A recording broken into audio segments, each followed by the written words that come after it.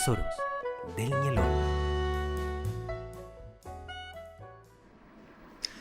Hola amigos, amigas, bienvenidos, bienvenidas a este nuevo capítulo del programa Tesoros del Ñelol, esta instancia que busca poner en valor a artistas, gestores culturales de nuestro territorio a través de la conversación y que está siendo transmitido a través de los Facebook Live de Culturas La Araucanía, Pabellón Araucanía. Estamos en el marco del mes de los pueblos originarios. Jessica, mi compañera, ¿cómo estás? ¿Todo bien? Mari Christopher, muy bien. Nos va a dar la introducción al capítulo de hoy, compañera.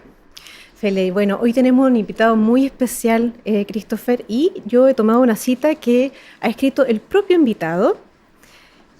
La gente me llama poeta porque es lo que más conoce de mí, pero también soy nimicafe o dibujante en el telar de acuerdo a las técnicas ancestrales que en mi territorio hemos heredado, y narrador de EPU. Presentamos y agradecemos profundamente entonces la presencia de nuestro lamien Erwin Quintupil, quien es escritor, nimicafe, EPUtufe, y es profesor de Biología y Química, profesor de Educación Básica y licenciado en Educación. Mari Lamien, muchísimas gracias por estar aquí en este capítulo 6 de Tesoros del Ñelol. Gracias por haberse dado este tiempo, Lamien. Y entrando inmediatamente en materia, vamos a abordar su infancia, su tubún, sus primeros pasos. El Lamien es de Salta Pura. Sí, está ubicado al sur de Nueva Imperial. Al sur de Nueva Imperial. En el camino que va hacia Teodoro Smith, a unos 16 kilómetros más o menos. 16 kilómetros al interior, Feley. Y su infancia, usted se transfirió a Salta Pura muy chiquitito, como de 1 año y medio. Me da la impresión que tenía, sí, más o menos esa edad. Tenía como 1 año y medio cuando llegué a Salta Pura, no voluntariamente, claro.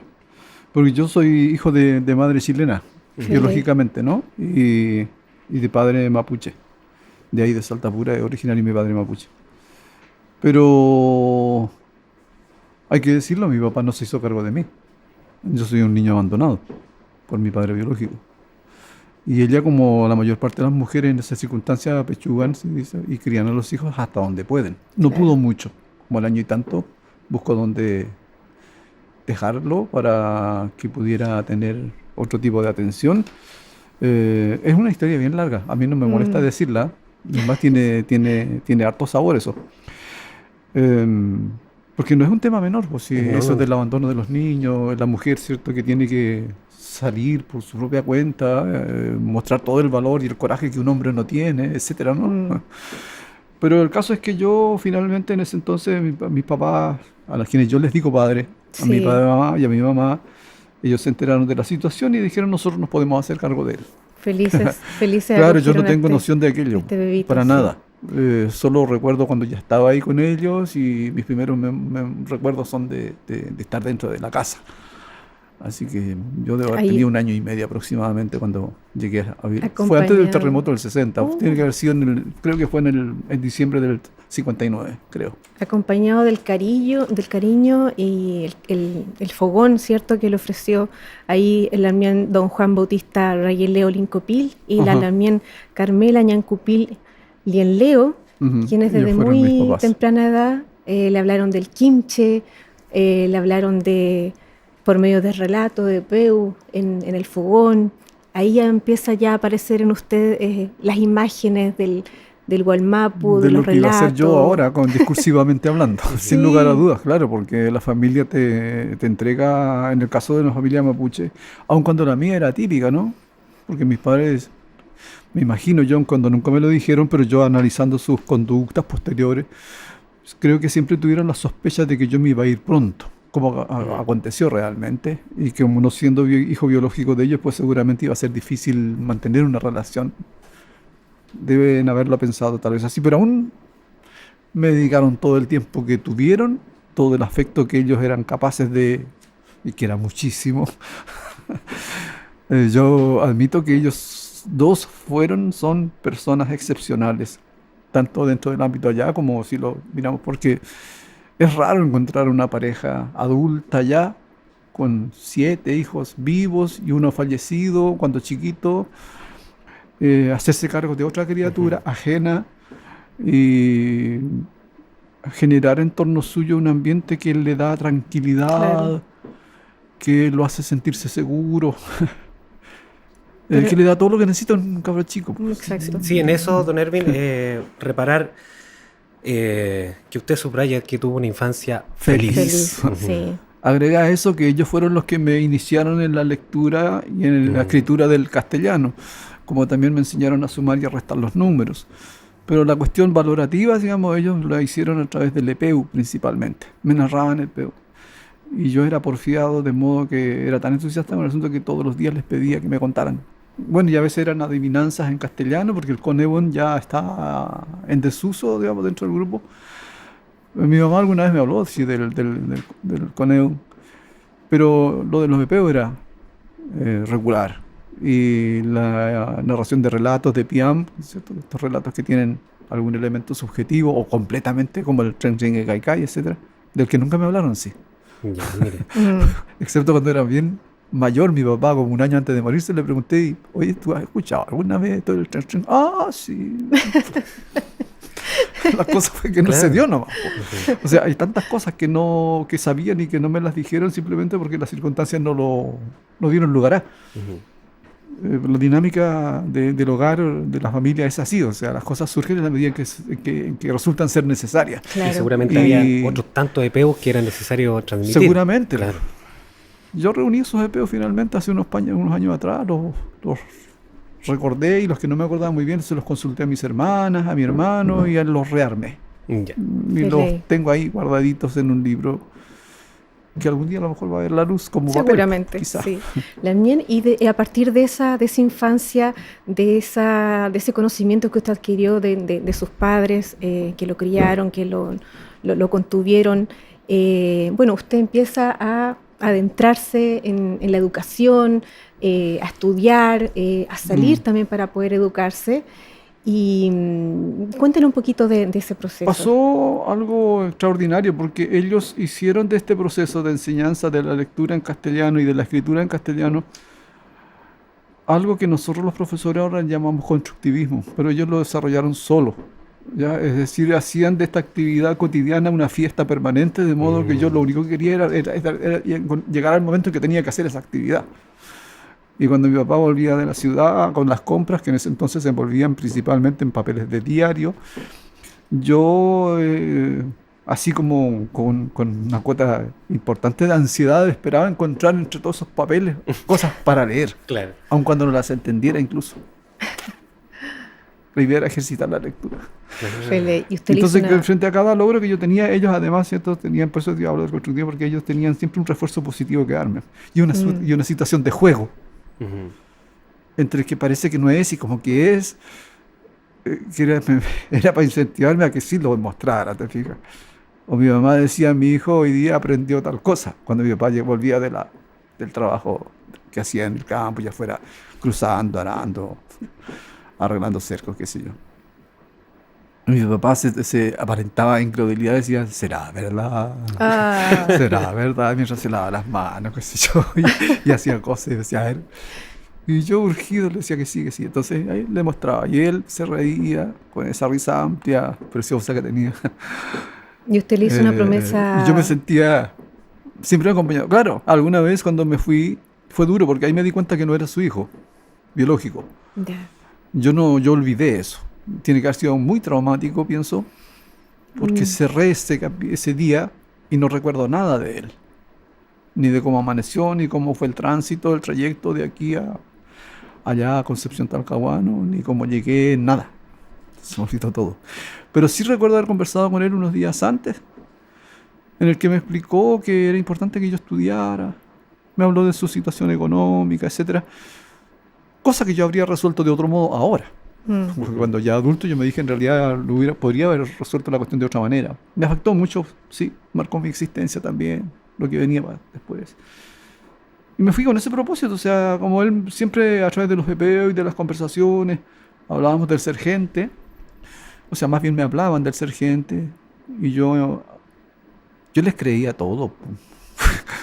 Les creía todo, entonces si me decían que el propósito de todo hombre o toda mujer era ser gente, pues en mapuche eso tiene un significado bien amplio, yo lo entendí, pues entonces para mí esa era la misión en mi vida.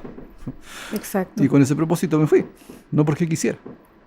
Pero para después regresar y ser Claro, él me decía, un cuando apoyo, un usted se aporte. eduque, cuando usted tenga conocimiento, si usted sigue a ser profesional, pues entonces puede usted aportar para que nosotros los mapuches, así como vivimos tan mal, porque ellos eran activos políticamente en cuanto a que sufragaban, apoyaron la campaña de Allende del 64, también la del 70, porque tenía una mirada de que ese sector por lo menos algún apoyo podía dar a la reivindicación y al desarrollo tanto económico como de otro tipo para nosotros en el mundo mapuche. Entonces él hablaba de nosotros los mapuches, mi papá. Y usted ahora, a la luz de los años que han pasado, ¿cómo visualiza la educación superior? ¿De alguna forma nos apoya, nos ayuda, nos contribuye o de pronto también nos estructura el pensamiento mapuche? Yo siento que ellos tienen una deuda enorme conmigo y eso no está develado. Últimamente he visto a través de las redes sociales a algunas personas que hablan precisamente de este asunto, pero son pocas. Creo que no hay conciencia al respecto de que la academia y las universidades en particular han desarrollado un trabajo y han instalado discursos que de algún modo u otro a nosotros nos dejan como al margen siempre, ¿no?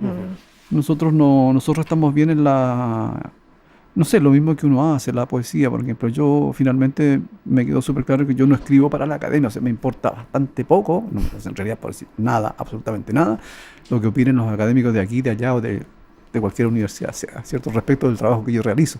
Si les gusta o no les gusta, si quieren escribir artículos y memorias y no sé cuánto están basados al respecto, en verdad, no me interesa en realidad, no son mi público.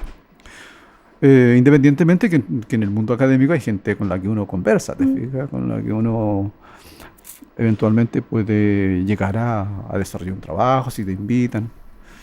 Pero como tal, no, porque yo siento que ellos han validado más bien. Cuando uno se educa, cuando va a la educación básica y a la media, el currículum cierto nacional, particularmente la asignatura de historia, está elaborado en base al discurso que han instalado los académicos. Exacto. ¿Se fija? Las ausencias en ese currículum de los temas que nos importan a nosotros, claro, bueno, podrán no ser responsabilidad de ellos quizás, pues que más una cuestión política, de decisión política, digamos, de quienes gobiernan, de los sectores que tienen de las élites. Claro. Pero en definitiva, no sé, mira, ponte tú, de pronto la universidad te invita. Yo he tenido re mala experiencia en dos ocasiones con invitaciones. En una ocasión, no la voy a mencionar, aunque no tengo problema. Fui invitado junto a otra gente por una universidad a una actividad y cuando estábamos finalizando este asunto me doy cuenta que a una persona que había ido del campo a leer unos cuentos suyos, esto fue hace harto años atrás, le estaban tramitando el tema de la cancelación del pasaje. Puntualmente le estaban solicitando el boleto de retorno para poder pagárselo. A mí me pareció una soberana estupidez dentro del contexto de una universidad. Claro. ¿Ya? Y en otra ocasión, a mí otra universidad, la misma pero en otro lugar, no me pagó mis servicios. Nunca me dio una explicación. Claro. Y ellos me buscaron a mí, no yo a ellos. Entonces, claro, Entonces considero que hay cierto... Se instalan como cierta mirada así como de... Hasta de menosprecio, diría yo. Claro, como que se instalan de que nosotros deberíamos estar agradecidos por la invitación, cuando la creación de sentido viene desde otro lado. No, claro, cuando uno es cabro sí le gusta, sobre todo porque en el mundo artístico tenemos el ego un tantito desarrollado, prácticamente todos. No, y hay entonces... ciertas cosas que tampoco se tienen que tocar, ¿no? Pero yo no. Don Dígame. Edwin, está el mundo ya de la escritura propiamente tal. Y hay un concepto que nos quedó dando vuelta con Jessica respecto a lo provocativo, ¿no? Cómo movilizar ciertas incomodidades en la escritura, bueno, y una diversidad de las cosas que usted realiza, porque son distintos medios para llegar a un objetivo claro. Pero este concepto de lo provocativo, si nos pudiese desarrollar un poco aquella idea. No lo tenía claro desde el principio. Yo tomé la decisión de dedicarme a la poesía en el año 86. Antes escribía, pero no le prestaba mayor atención al asunto. Tanto así como que todo ese trabajo que había tenido Antes de esa fecha prácticamente todo eso se perdió, lo boté, lo destruí, porque no le asigné ningún valor y sigo creyendo que realmente no tenía valor. Así que estuvo bien haberlo destruido. Hay que guardar cosas que no están bien, que no tienen sentido. Porque corresponde a una etapa en la que yo todavía no estaba con esta idea de para qué trabajar en este asunto, ¿te fijas? Así que eran más bien tonteras de cabro joven, no más que eso. En esa ocasión yo ya era ya era profesional de la educación y en tanto yo egresé, me integré a la Asociación Gremial de Educadores de Chile, que fue una organización que duró unos pocos años, pero que surge, ¿cierto?, de parte de la disidencia a la dictadura, de parte de la gente que no estábamos de acuerdo con eso y que le dimos la pelea para allá.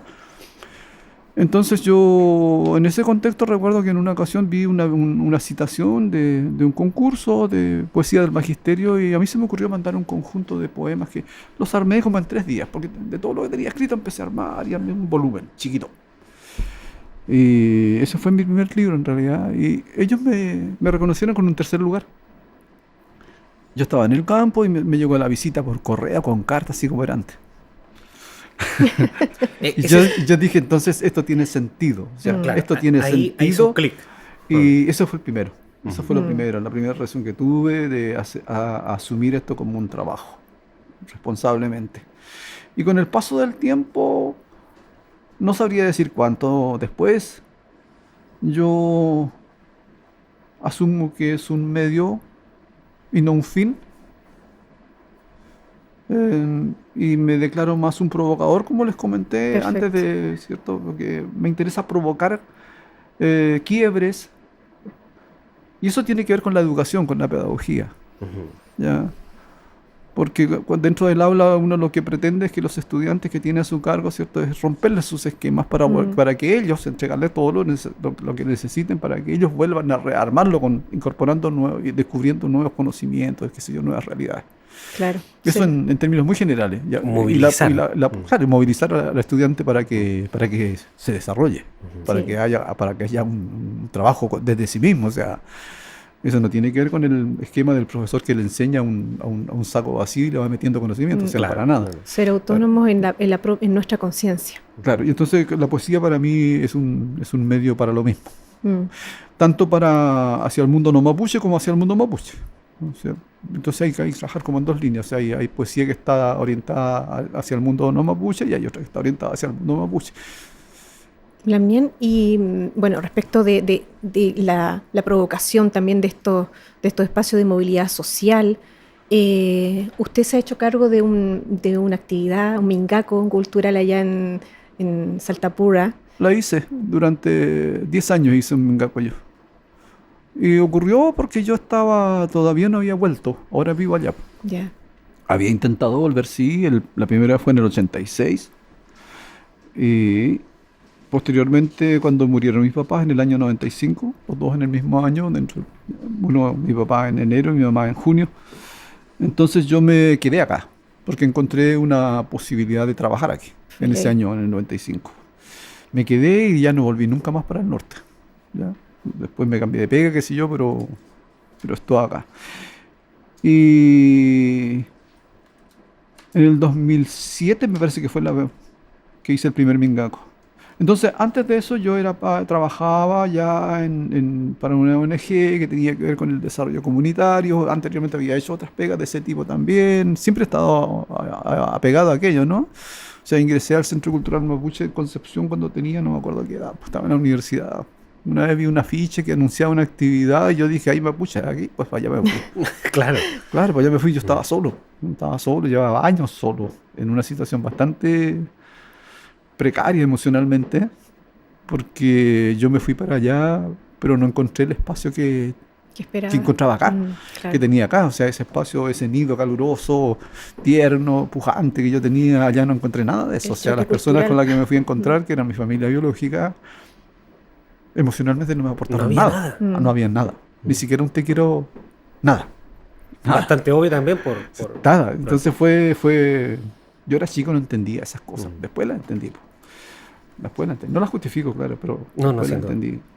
Como uno es profe puede entender esas cosas, pero La cuestión es que cuando en el 2000 y tanto yo empecé a reflexionar acerca de la situación en que estaba la comunidad, que como le llaman, la reducción, decíamos nosotros, Mm, y tiene sentido con lo que había hablado con mi papá antes de partir, po. claro. Claro, en algún instante yo tenía Ser un que... aporte. claro, yo sentía que estaba haciendo algunos aportes, pero quería tener algo que fuera realmente más sustancioso, más significativo y más en el lugar mismo. Y me di cuenta que la organización comunitaria, esta que, ¿cierto?, que surge a partir de la ley indígena, es decir, que tiene personalidad jurídica y que dependen directamente de la CONADI, etcétera, era un tema muy funcional a los intereses del Estado. O sea, funcionaba en la medida en que el Estado tenía alguna tarea que asignarle. Y que desgraciadamente el asistencialismo, ¿cierto?, ha estado presente de principio a fin ahí. Y estos viejos que eran jóvenes alguna vez, ¿cierto?, más o menos de mi misma edad, algunos que... lamentablemente yo me los encontré en esa condición, en el que no tenía iniciativa para hacer nada. Esperaban nada más, ¿cierto?, que algo viniera. ¿Ya? Y la organización sigue funcionando en la medida que, claro, el Estado la hace funcionar. Porque necesita que los proyectos, las platas circulen y finalmente Y allá... después instalar el discurso de que Claro, sí trabajamos ahí va, con la comunidad, en fin. Y ahí se me ocurrió hacer un mingaco, pero en el ámbito cultural, que es en el que yo había trabajado Claro. durante buena parte de mi vida ya. Yo empecé, lo primero que hice fue teatro en Concepción, pero luego me hice cargo de un centro cultural que era una chapa de la izquierda para darle la pelea a la dictadura. O sea, era eso lo que hacíamos. Solo una duda de georreferencia. ¿En qué zona de Concepción eso? Talcahuano, Concepción. Talcahuano, Concepción. Claro, yo en lo que ahora es Hualpén. Hualpén. Pero a la entrada, Hualpencillo, a antiguamente. la entrada, ahí donde comienza Hualpén. Ujú. Ya en esa parte. La calle Colón, la Villalán, los sectores donde estuvo el aeropuerto antiguamente, que es un Sí. aeródromo en realidad, ¿no? Yo llegué a vivir ahí a una media agua. Y los aviones, a unos pocos metros de la casa, bajaban esos aviones chiquititos. Y estas cosas que planeaban. ¿Ya? También entonces el mingaco cultural que usted logró levantar ahí en el Saltapura de Fue una fácil. forma fue fácil, pero ¿vio usted algún avance en Sí. revertir esa situación, Sí, ese sí, diagnóstico que usted sí. había hecho Mi respecto de su propósito era propia solamente comunidad? generar movilidad. Exacto. Es decir, que la gente hiciera algo distinto a lo que estaba haciendo, Perfecto. que era esperar que le llegara algún beneficio. Y esa gente podía ser cualquiera. Y yo me imaginé que principalmente podía ser la gente más joven, Mm. que no los más viejos. ¿Mm? Y así fue, efectivamente. Empecé en ese año 2006 o 2007, ya no me acuerdo. Y el primero lo hice en el invierno. Y tuve la ayuda que se necesitaba, por cierto, porque un mingaco consiste en hacerte cargo tú de todo. Claro. Ya tú financias la comida, financias Autogestión la estadía. completamente, 100%. Claro. No, en mi caso yo tenía pega, así que yo financié todo nomás. Pues, pero hay gente que se me sumó. Pues un sobrino me dijo, yo me pongo en un pedazo de chancho, y otro dijo, yo cocino, y otro qué sé yo. Entonces entusiasmaron, ¿te fijas? Y fue así durante un largo tiempo, durante varios años, hasta que en el 2014, me acuerdo, me invitan a una reunión para ser parte de una asociación que ya habían decidido. Ya. Y yo dije, plop, o sea, ocurrió, Claro. pasó. Pasó. Porque hasta entonces, si esta cuestión cierto surge sin que me consulten a mí, me invitan a sumarme. Entiendo. Yo lo encontré genial. Yo dije, Claro. ya, se Y usted cumplió. dijo, ya, he cumplido. He El cumplido objetivo justamente y ahí me cumplido. dijeron, ¿qué vamos a hacer? ¿Qué voy a hacer con tu mingaco? Yo le dije, lo voy a, no sé, déjame pensarlo, ¿podemos hacerlo nosotros? Yo creo que no, le dije, porque es mi pega, es mía. Entonces, si quieren hacer algo, háganlo. O lo hacemos, porque yo ya pasé a ser parte de esa asociación, de la asociación. Y dije, bueno, pues yo dije 10 años e hice 10 años. Ahora, como parte del programa de trabajo, yo ahí hice muchísimas cosas, Uf, no, ya, distintas temáticas. algunas abordé. vamos a tratar de abordarlas ahora como para poder avanzar. Hubo mucha gente que vino a colaborar, artistas, Peñi, ¿cierto? Y hay gente no mapuche también que vino a colaborar, Feliz. que algunos aportaban incluso un par de pesos para financiar, no sé, la comida. Para comprar tallarines, para hacer una tallarinada. Y algunos amigos míos cocinaban, viajaban de afuera. Nunca fue un grupo grande. Fueron 40, 60 personas máximo alguna vez las que se reunieron en torno al mingaco. Pero yo nunca pretendí que hubiera una Pero multitud tampoco. bastó eso para Pues no era organizarse necesario, de forma sí. autónoma después. Claro, Claro. sí, Qué maravilla. nunca siempre fue lejos del mundo de la publicidad también. O sea, sí, de pronto al final algunos medios como el Mapu Express lo publicó, ¿cierto? ¿También? Pero no más que eso. A fines de los años 80, usted se encuentra con esta técnica con el ñimín. Ah, Y viene de antes, solo que yo en esa ocasión me encuentro, digamos, haciéndolo. Ya, Claro. ya, perfecto. Y también utiliza este otro arte para generar justamente eso, la provocación, Claro, la autocrítica, hacer filosofía, hacer pedagogía también a través del ñimín. Y tiene dos obras que son muy, muy impactantes, y una de ellas se llama Perdón, por aquí pasó la civilización. Es la última que hice hace ya como 2 años atrás. No trabajo muy seguido en esto. Tengo las piezas en total deben ser unas 10 de este tipo, de este trabajo. Yo puedo hacer el charilonco y otras cosas, pero ¿Me permite? este trabajo que yo desarrollo tiene que ver con... Bueno, primero yo aprendí el ñimín, o ñimicán, como le decimos, por eso no digo ñimicafe, accidentalmente. Mi mamá era ñimicafe, pero a diferencia de otras mujeres, ella nunca lo hizo con el propósito de aportar un ingreso a la casa. Entonces hacía una manta cuando era necesario. Y cuando es necesario, no sé, cada 10, 15 años, más o menos. Al punto que en una ocasión, la recuerdo, dijo, voy a urdir una cosa para acordarme, porque si no se me va a olvidar. Esta técnica que está ahí, justamente la del perdón, por aquí pasó la civilización. Y en ese año que usted menciona, en el 89 creo que fue, yo me enfermé de los pies y me quedé como 2 semanas en cama sin poder caminar, me apoyé con un bastón, qué sé yo. Y me puse a estudiar, y se me acabó el material escrito, libros, qué sé yo, y todavía tenía enfermedad ahí, no podía salir. Y accidentalmente estaba el saco de las lanas de mi mamá a mi lado. Accidentalmente. Sí, accidentalmente porque ella estaba. Yo estaba durmiendo ahí y tenía ahí su saco mi mamá y yo hurgueteé. Y se me ocurrió hacer un urdido porque yo recordaba que cuando ella dijo eso, eran hartos años atrás, cuando ella quiso recordar la técnica para que no se le olvidara, hacer un ejercicio para recordar, se puso a urdir ahí en el patio, al lado, fuera de la puerta de la casa, con mi hermana, una de mis hermanas. Y yo sin prestarle ninguna atención, porque jamás le presté atención, nunca. Nunca me interesó el telar, nunca, para nada. Ni los colores, ni nada. Cuando chico, para jugar nomás y hacer tonteras y qué sé yo, pero nada más. Pero sí, esa reiteración que realizaron de cuánto el urdido, ¿no? Ujú. Yo la memoricé. Claro, me lo machacan tanto, yo estaba, no sé si leyendo, haciendo otra cosa ahí, porque jamás me metí en eso. Pero estaba ahí la antena. Estaba ahí en la antena y casualmente yo le presté atención y la encontré. No sé, me llamó la atención, pero sin propósito ninguno. Lo recordé y empecé a hacerlo, como no me podía levantar, sin decirle nada a nadie. El urdido me resultó. Mi primer ejercicio de tratar de hacer un dibujo fue como cuando los niños agarran un lápiz por primera vez. Claro. Es decir, una cosa que no tenía ningún sentido. Pero logré darme cuenta que por pequeños fragmentos algo había en líneas. Así que me entusiasmé, urdí un segundo y ahí salió algo. Y después urdí la otra técnica, que es esa con que se hacen los trabajos de la mujer. ¿Ya? Ahí. Y me resultó la técnica, pero el dibujo no me resultó bien. No me resultó, o sea, se veía, pero estaba mal hecho. Se veía bien, pero al mirar el detalle estaba mal hecho. Y ahí me mejoré y salí a trabajar al arado con mi papá porque estábamos, no me acuerdo si estábamos cruzando o arando. Y salí a hacer mi pega, pues. La pega que yo acostumbraba a hacer en el campo. Así aprendí, pero me gustó mucho. Me gustó porque yo cuando era cabro chico, cuando estaba en el liceo, yo quería ser pintor. Quería estudiar pintura y no pude. No pude porque ni siquiera se me ocurrió decirle a alguien yo quiero estudiar pintura porque no había recursos económicos Claro. para estudiar. ¿Te fijas? Uno siempre se Yo el autolimitaba primer año por de eso, universidad sí. pasé todo ese año comiendo pan y té, nada más. O sea, no comí. Fue la época de más hambre que he vivido en mi vida, mi primer semestre universitario. Claro, y cómo de. Entonces, ¿cómo iba a estudiar pintura yo? O sea, que ¿Cómo? yo consideraba que no era posible eso. Y ahí encontré la salida en el Huitral.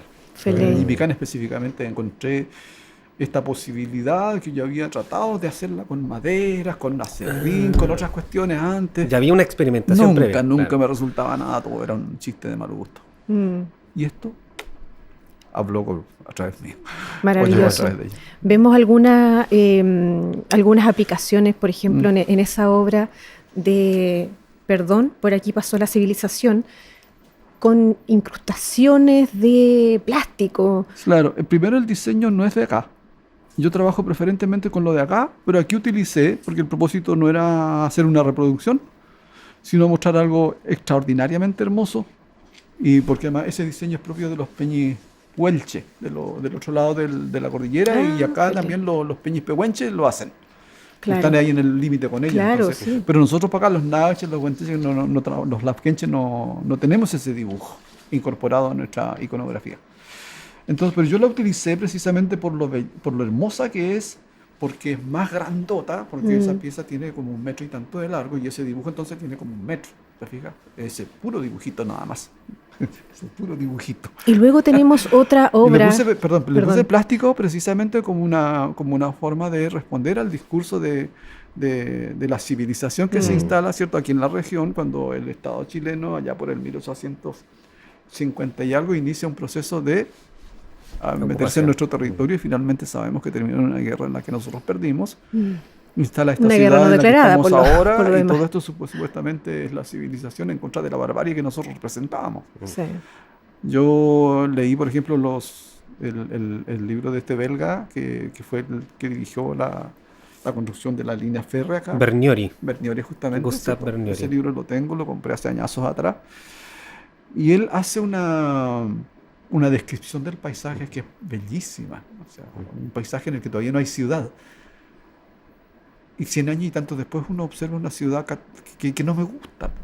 Claro. Que no me gusta, una ciudad altamente contaminada, una ciudad hostil, que hace un par de años atrás, ¿cierto?, la autoridad correteaba a nuestras viejitas que vienen a vender sus verduras. Es decir, una ciudad que no es deseable, que no es simpática, no. Entonces yo digo, claro, por eso se llama así el tapiz ese.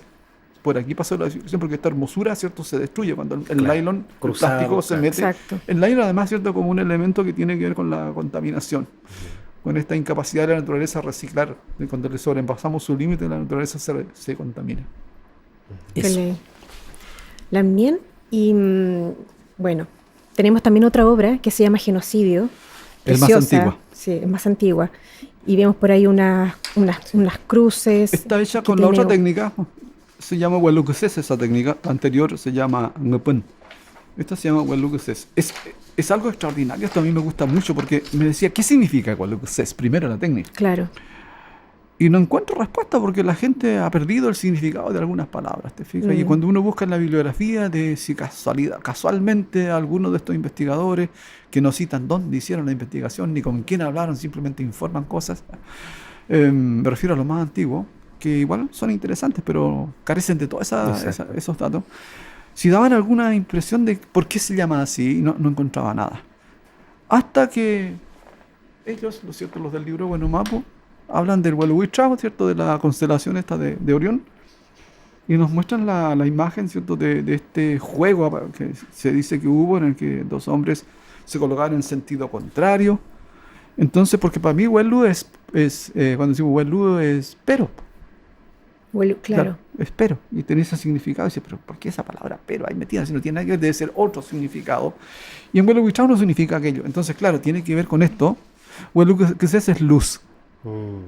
¿Ya? Entonces es esta cosa de la luz que a ti te llamó la atención, porque dices por David, las figuras se las puedes ver por los dos lados. Claro. Es como el positivo y el negativo. Efectivamente es así. Entonces esta luz que tiene estas dos, una cuestión increíble que nuestros viejos hayan asociado la luz como fenómeno físico a esto. Claro, o sea, que estén hablando desde la física, pero no científicamente, sino desde la observación, porque es un juego de luces lo que hay aquí. Exacto. En realidad. Es esta cosa de que la luz te permite ver y no ver, una cuestión así más o menos, ¿no? Yo quisiera seguir investigando y ojalá tenga la posibilidad de llegar a saber más al respecto. Feliz. Es hermosa y se llama Genocidio. Yo tomé los elementos, algunas figuras que están en el traribo de la mujer, otras que están en la manta masculina, y así otros elementos más característicos de la iconografía de esta zona, y las pasé a este tapiz para graficar allí la destrucción de la conquista tanto española como chilena hacia nosotros. Muy, muy doloroso. La espada y la cruz, las estrellas intactas en la parte superior, pero luego se empieza a desdibujar todo hasta que encontramos bajo suelo los cuerpos mutilados, etcétera. Don Erwin, los tiempos occidentales nos van... Dile nomás, nos apremian yo lo entiendo. siempre. Sí, sí. Pero queremos saber, ¿no es cierto?, conocer y de pronto de su palabra, ¿no es cierto?, si nos pudiese compartir algún fragmento de su trabajo poético. Y el otro día algo nos mencionó de uno bien interesante que se llama Coletazos escolares o Agárrate que vienen los indios. Yo juego con esos conceptos de indio en mi poesía. La primera vez que escuché esa palabra fue a mi profesor, que es un familiar, obviamente en un tono despectivo. Claro. Porque allá hay gente que no se siente conforme con ser mapuche, ¿no? Y habla de los indios porque se asume chileno. Su identidad es esa. Son chilenos con apellidos mapuches, que sé. Entonces habla del resto como los indios. Y por eso uso la palabra indio en mi poesía, que para nosotros es un insulto en realidad. Sí. Mira, para nosotros acá lo asumimos así. Pero a mí la verdad es que yo tomo estos elementos tristes y feos y trato de mostrar a través de la poesía su lado amable y su lado bello. Me pasa con los animales, por ejemplo, que son denominados sabandijas, como las culeras y las lagartijas, que a mí me gustan muchísimo. Me gustan mucho. O sea, yo me he encontrado con lagartijas partiendo la leña, por ejemplo, que como hibernan, de pronto aparecen y ahí me preocupo de cuidarlas y todo el cuento, y las culebras de no dañarlas, de conversar con ellas. Y las arañas, ¿para qué te decirte? Porque las arañas viven en mi casa, todas las que quieran vivir. En mi casa, yo cuando llega gente de afuera, digo, las arañas no se matan en esta casa. Si alguien tiene miedo, que hable conmigo. Entonces de repente me llaman, me indican que hay una araña en tal parte, yo la saco, la llevo para allá, digo, a otro lugar, en un rincón por ahí, para que no moleste si está en la mesa o qué sé yo. De ahí viene eso, ¿no? Porque siento que la otra mirada, la que nos instala la escuela, la que reafirma la academia, nos lleva a este cuestionamiento de un mundo en el que hay más y hay menos, en que hay cosas mejores y peores, que hay animales que son despreciables y otros que son deseables. Lamentablemente. Y en el mundo mapuche no es así, No. o sea, no es así. O sea, todos los animales tienen un espacio, tienen un lugar y un tiempo, y los tiempos y los lugares nuestros no tienen sentido si no están en coordinación con estos otros. ¿Te fijas? Por eso yo hago este ejercicio Coletazos escolares, o Agárrate que vienen los indios. Es un poema del año 19. Y yo además aquí hago un ejercicio de romper con la forma de poesía que yo venía desarrollando, que era más del gusto más como líricamente no sé qué, etcétera, y decido tomar el lenguaje coloquial cotidiano, y esto es casi un fragmento de un libreto de teatro, ¿no? De ley. Claro. En el que hay dos personajes, en el que uno dice, oiga mamá, déjese de cuestiones, el señor Villalobos es un sabio, respetado. Estudió en la universidad, ¿me entiende? No una vez, pues ha estudiado hartas veces, dicen que tiene harto estudio. Eso dicen, pues. Y salen los libros que me dan para estudiar. Por eso es una persona que sabe. Y dice que los mapuches no existen. Que los verdaderos mapuches fueron de otro tiempo. Que ahora hay puro mestizo. Y usted dale con hacer Yeyipún, con entrar al Guillatún. ¿Por qué no va nomás? Como la doña Juana y su familia. Es bonito, nadie lo niega. ¿Pero para qué? Digo yo. Entonces, la porfiada le habla a su retoño con cara de vinagrera. Así que eso fuiste a aprender a la escuela. A fita mapuche pita mi profesor. Fei pita pu libro. Siempre que cita miñuque. Petumon eleita mi chau. Petumon eleita miñuque. Ei mi kai, win kan ei mi, seu me eleita mi piuque. No tiene traducción, les expliqué que Claro. no intento traducir esa parte. Yo prácticamente toda mi poesía está hecha en castellano y he incorporado algo del mapuzungún, muy poco, porque yo no soy hablante del mapuzungún, aunque pronuncio bien, Mm. ¿ya? Y aunque soy capaz de elaborar pequeños trozos de diálogo, pero si yo quisiera dirigirme a un grupo de personas, me es imposible hacerlo porque entonces carezco del conocimiento para hilvanar una serie de palabras, desconozco el significado de unas palabras, no sé cómo decir algunas cuestiones, ¿ya? Pero sí utilizo también, la poesía, en la poesía utilizo sí fragmentos del y mapuzungún aquí en precisamente para hacer ese contraste. en esta pieza también está intencionado el que no haya traducción, Sí, hay una incomodidad de lo que hablábamos al inicio, de Sí. lo provocativo, en sí, fin. sí. Se Entonces, entiende perfecto. Es mi intención no traducirlo precisamente para generar algo en el otro. claro. Y se logra. Para que algo le cruja, no sé. Sí, Porque absolutamente. aunque tenga dificultades en cuanto en su genética, porque hay gente que no aprende idiomas. Claro, no. Mm. Yo, por ejemplo, yo no sé nada de los otros idiomas. Y a mí no me enseñaron mapuzungún y lo que sé me lo aprendí así, andando nomás, ¿ya? Entonces, pero aún así se puede aprender. Una intencionalidad Se por puede. lo demás. Don Ervin, bueno, le pido disculpas, ¿no es cierto?, por el tiempo, pero Interrumpimos agradecer también la posibilidad de contarnos todos estos medios con los cuales usted genera su obra, con la intencionalidad clara de remover, de provocar, como es el concepto, y también contarnos un poco de aquella infancia feliz que aquellos que creemos en la infancia también es súper importante. Bien, Jessica, muchas gracias también por acompañarnos, por estar aquí generando contenido, que es lo importante, más en este contexto de los pueblos originarios. Bueno, le reiteramos, ¿no es cierto?, que esta es una iniciativa de la Secretaría Regional Ministerial de las Culturas, las Artes y el Patrimonio en convenio con la Corporación de Desarrollo Araucanía. ¿Por dónde nos pueden ver, Jessica? Varias plataformas. Está el Facebook Live de Culturas Araucanías, Facebook Live de Pabellón Araucanías, está el YouTube de Culturas sí. Araucanía y ambos. Y también tenemos el podcast. Ahora en Spotify vamos a estar sonando. Tesoros del Ñelol nos pueden buscar. Gracias, don Ervin, por su Gracias tiempo. también a ustedes por la invitación. Muchísimas gracias, Lamien. De Y verdad. nos vemos en el próximo capítulo. Nos vemos. Chau, chau. Chaltumay, Peucayal. Peucayal. Agradecemos a escritoresindígenas.cl por facilitarnos su material fotográfico.